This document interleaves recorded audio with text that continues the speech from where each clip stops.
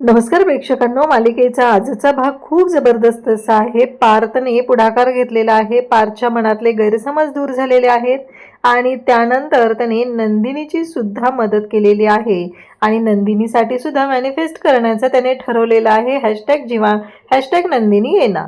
तर हे सगळं पार्थ कशा पद्धतीने करणार आहे, त्याचबरोबर काव्यासोबत तो परीक्षेला सुद्धा जाणार आहे आणि काव्याला तर खूप आनंद झालेला आहे. तर हे सगळं कसं होणार आहे ते आपण आपल्या आजच्या या व्हिडिओमध्ये पाहणार आहोत. त्यासाठी हा व्हिडिओ शेवटपर्यंत पहा. त्याचबरोबर चॅनलवरती नवीन असाल तर चॅनलला नक्की सबस्क्राईब करा. इकडे नंदिनी बाहेर गार्डनमध्ये बसलेली असते. तेवढ्यातच इथे पार्थ येतो आणि पार्थ आणि नंदिनी बोलत असतात. तेव्हा पार्थ म्हणत असतो की आज मी काव्य आणि जीवाला एकत्र पाहिलं. दोघे एकमेकांच्या खूप जवळ आलेले होते. काव्या जीवाला थोपटवत होती, त्याची समजूत घालत होती. परंतु माझ्या डोक्यात एकही विचार आला नाही, एकदाही तो फोटो आला नाही जो 16 डिसेंबरला आपण पाहिलेला होता. मला जराही वाटलं नाही, कारण त्यांच्या नजरेमध्ये भीती नव्हती. आपण दोघं जसं एकमेकांना आधार द्यायचो तशाच पद्धतीने ते दोघं आज एकमेकांना आधार देत होते, अगदी मैत्रीच्या नात्याने. कारण त्यांना जराही कोणाची भीती नव्हती, काही वाटत नव्हतं, कारण त्यांचं मन निर्मळ होतं. आणि आज मी ठरवलं की काव्या ही माझी आहे, काव्या ही माझीच आहे आणि मी काव्याला माझ्या प्रेमाची कबुली देणार आहे. तेव्हा जीवा पार्थ सांगत असतो की खरंच मी शपथ घेऊन सांगतो, असं म्हणत त्याने स्वतःच्या गळ्याला हातही लावलेला असतो आणि सांगितलेलं असतं की हो, मी खरंच सांगतोय. आज मला जराही वाटलं नाही की त्या दोघांमध्ये काही वेगळं आहे, कारण मला जाणवत होतं त्यांच्या दोघांमधलं मैत्रीचं खरं नातं. नंदिनी, तुम्हीही जीवाला विचार करा, कारण जीवा 21 दिवस त्याने हे सगळं केलेलं आहे.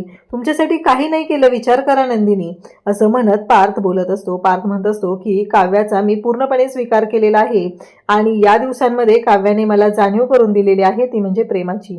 खरं तर जो दिवाळीतली रोषणाई असते तशीच रोषणाई, आपल्या प्रेमाची रोषणाई, त्या दोघांच्या प्रेमाची रोषणाई त्यांनी आपल्या नात्यामध्ये आणलेली आहे.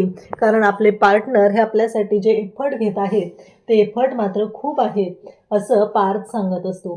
परंतु ज्या गोष्टी पार्थच्या लक्षात आलेल्या आहेत त्या गोष्टी अजूनही नंदिनीच्या लक्षात आलेल्या नसतात. नंदिनीला मात्र जराही वाटत नसतं. तिला मात्र तिच्या बाबांवरती विश्वास असतो आणि तिचे बाबा तिला खूप महत्त्वाचे वाटत असतात. इकडे समजवण्याचा प्रयत्न करत असतो तो पार्थ. पार्थ म्हणत असतो की हे बघा, काही झालं तरीही मला माहिती आहे की काव्या आणि जीवा यांचं नातं काय आहे ते, कारण मी स्वतः डोळ्यांनी पाहिलेलं आहे. कारण आपल्यावर त्यांनी कधीच, आपल्या नात्यांवरती त्यांनी संशय घेतलेला नाही. तर आज मला त्यांच्या नात्यामधली निर्मळ अशी मैत्री दिसलेली आहे आणि ते मैत्रीचं नातं मी आता स्वीकारलेलं आहे, असं इकडे पार्थने स्पष्टपणे सांगितलेलं असतं. आणि पार्थ ठाम असतो, कारण काव्य आणि जीवाच्या नात्याबद्दल. तो नंदिनीच्या डोक्यावर हात ठेवतो आणि नंदिनीला म्हणू लागतो की आज मी इथे जीवाचा दादा म्हणून बोलतोय, तुमचा मित्र म्हणून नाही तर जीवाचा दादा म्हणून तुमच्याशी बोलत आहे. आणि जीवाच्या दादाला आता फक्त एकच माहिती आहे की नंदिनीने जीवाचा स्वीकार केला पाहिजे. जे झालेलं आहे ते सगळं विसरून, कारण जीवाने तुमच्यासाठी जे केलेलं आहे ते लाख मोलाचं आहे. त्याने त्याचं प्रेम प्रत्येक वेळेस दाखवून दिलेलं आहे. तेव्हा मात्र नंदिनी आणि त्याचबरोबर पार्थ दोघंही तिथं आहेत. दोघंही एकमेकांसोबत बोलत आहेत. नंदिनीला प्रश्न पडलेला असतो की आपण जे वागलोय ते चुकीचं वागलोय का, कारण आपण इतकं टोकाचं वागायला नको होतं, हा प्रश्न सुद्धा पडलेला असतो.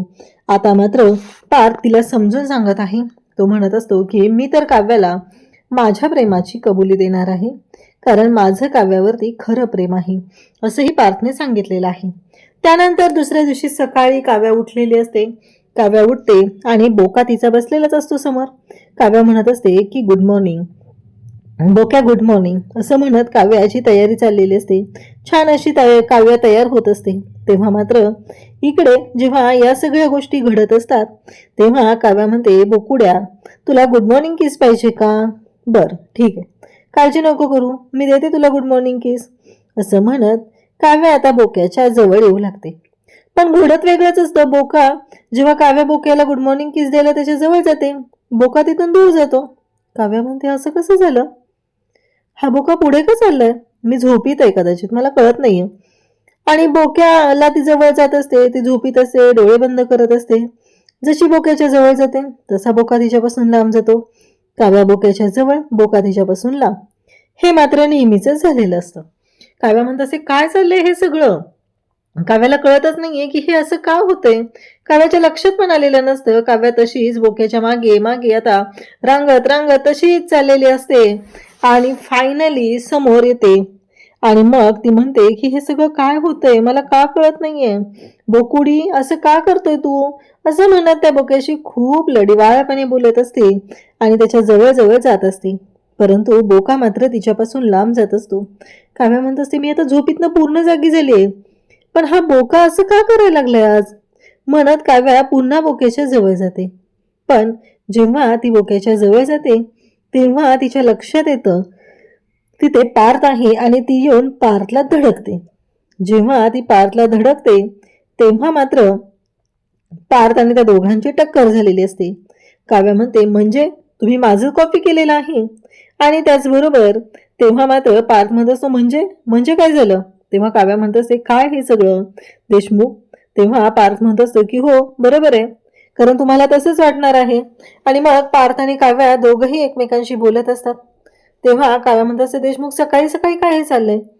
तेव्हा देशमुख म्हणतात की बरोबर आहे, मकर संक्रांतीच्या दिवशी तुम्ही काय केलेलं? असंच केलेलं ना मला, म्हणून मी केलेलं आहे. काव्या म्हणते, कॉपी तरी करू नका. पार्थ म्हणतो, ठीक आहे केलं कॉपी, असं सांगत असतो. तेव्हा मात्र इकडे पाहायला मिळतं ते म्हणजे काव्याला पार्थ म्हणत असतो की मला माहिती आहे विजय अकॅडमी कोथरूड पुण्याला सेंटर आलेलं आहे. ऑन रोड गेलो तर 3-3.5 तासांचा प्रवास आहे. काव्या म्हणते, तुम्हाला कसं कळलं? तेव्हा मात्र पार्थ म्हणत असतो, ते महत्वाचं नाहीये. काव्या म्हणते, तुम्ही मला सोडायला येणार आहात का? पार्थ म्हणतो, मी बोललो का असं?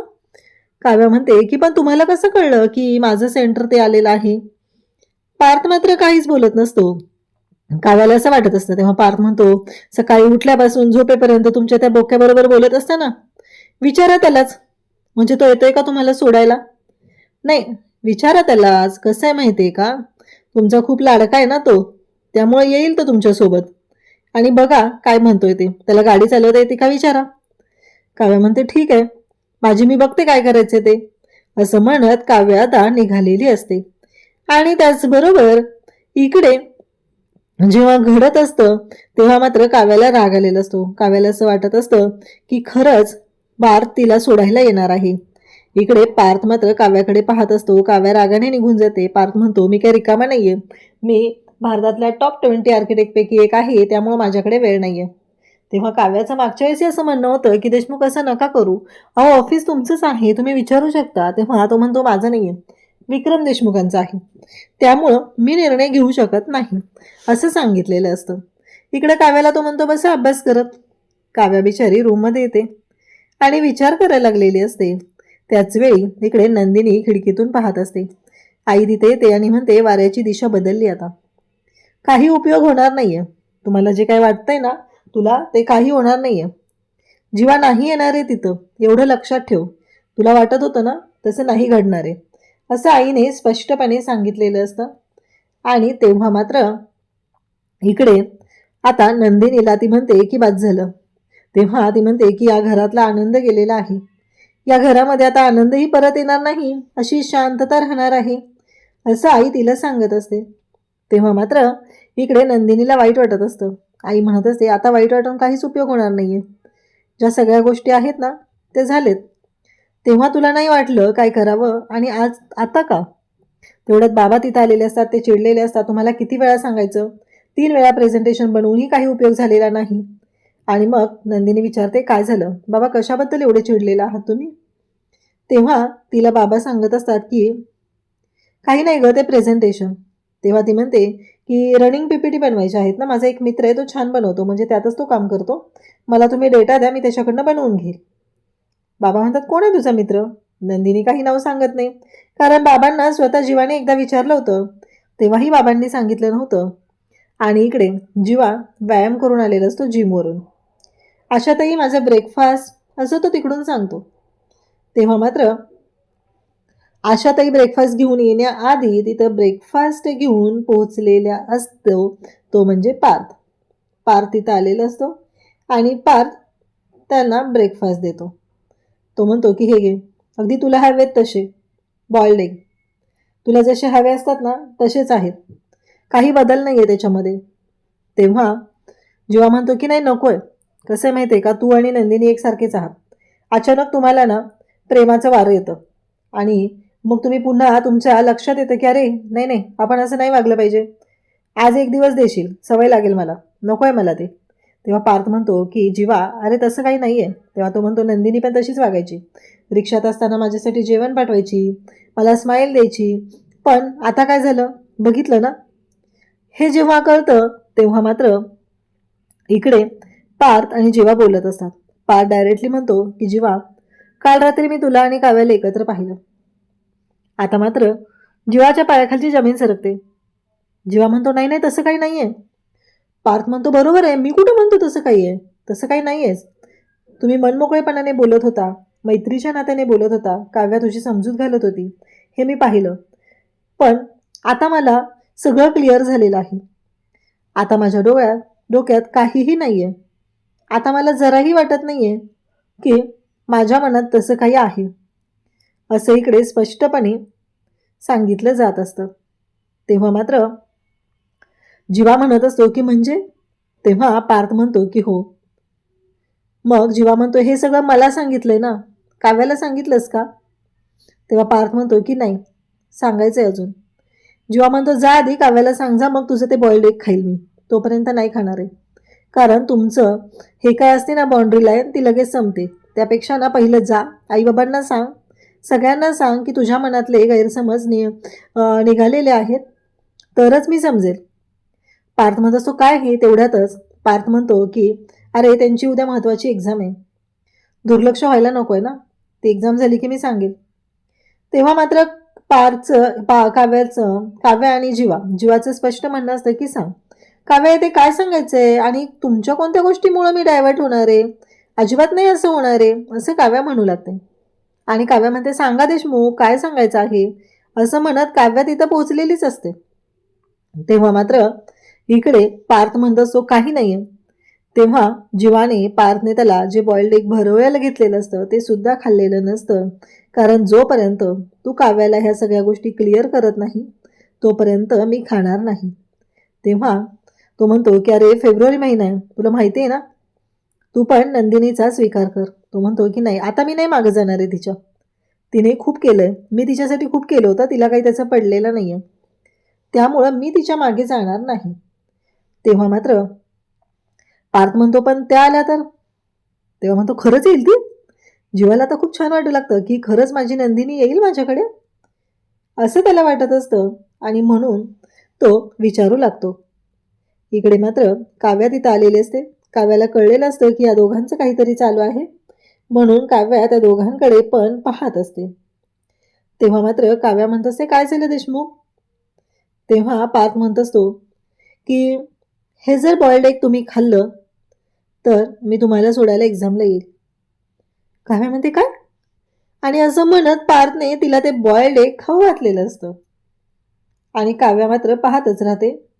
देशमुख म्हणतात की हो, मी शब्द दिलाय ना तुम्हाला, मी तुम्हाला सोडायला येईल, मग मी येणार तुम्हाला सोडायला. काव्या म्हणते खरंच. पार्थ म्हणतो आजच निघूया ना. काव्या म्हणते पेपर माझा उद्या आहे. तेव्हा पार्थ म्हणतो पण काही प्रॉब्लेम नको ना मध्ये. कसं आहे माहिती आहे का, पेपर उद्या जरी असला तरीही आपल्याला जायला जर उशीर झाला, अचानक गाडीचा काही प्रॉब्लेम झाला, गाडीचं टायर पंक्चर झालं, काही झालं तर उशीर नको ना व्हायला, त्यापेक्षा आदल्या दिवशी निघूया. नाही तसं झालं तर तुम्ही विचार करा ना, एवढी महत्त्वाची एक्झाम आहे.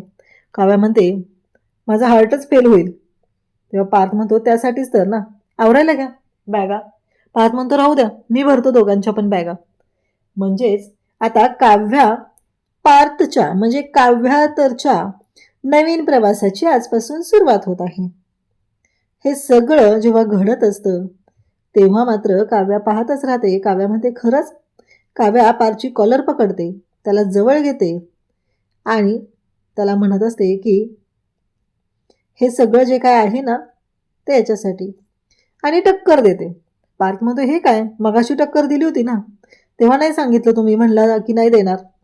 तेव्हा ती म्हणते कसं माहिती आहे का, माझ्या शिंगेश्वर महाराजाला अजून एखादं शिंग आलं तर ते चांगलं दिसणार नाही ना, म्हणून ही टक्कर.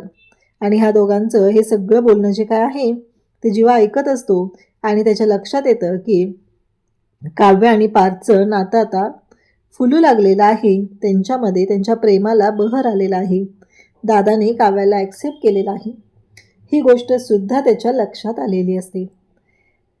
इकडे तो विचार करत असतो की जोपर्यंत नंदिनी स्वतःहून येणार नाही तोपर्यंत मी नंदिनीकडे जाणार नाही, कारण मी खूप वेळा प्रयत्न केलेला आहे, पण नंदिनीने मात्र माझ्या प्रत्येक गोष्टींचा अपमान केलेला आहे, माझ्या प्रेमाचा अपमान केलेला आहे. त्यामुळे आता मी माघार घेणार नाही. उद्याच्या भागात आपल्याला पाहायला मिळतं की नंदिनी आता देशमुखांच्या घरी आलेली असते आणि ऑलवेज काव्य असं म्हणते. तेव्हा काव्य म्हणते की कसं आहे, मला ऑलवेज करायला आली आहेस ताई तू, पण तुझी नजर मात्र दुसरीकडेच कुठंतरी आहे. म्हणजे तिने डायरेक्टली आता काव्या बोललेली असते. त्यामुळं नंदिनी आणि जीवा या दोघांनी एकमेकांकडे पाहिलेलं असतं. त्यानंतर आता पार्थ बॅग भरत असतो आणि काव्याला म्हणतो की या बॅगवर बसा तुम्ही, म्हणजे ती बॅग व्यवस्थित होईल असं सांगू लागतो. आणि मग काव्यामध्ये काय भरलं आहे त्याच्यात एवढं, आणि जेव्हा काव्या बॅग उघडून पाहते तेव्हा तिला धक्का बसलेला आहे. आता पार्थने नक्की त्यामध्ये काय भरलं आहे हे आपल्याला पुढे पाहायला मिळेल. अशाच अपडेटसाठी चॅनलशी कनेक्ट राहा. थँक्यू.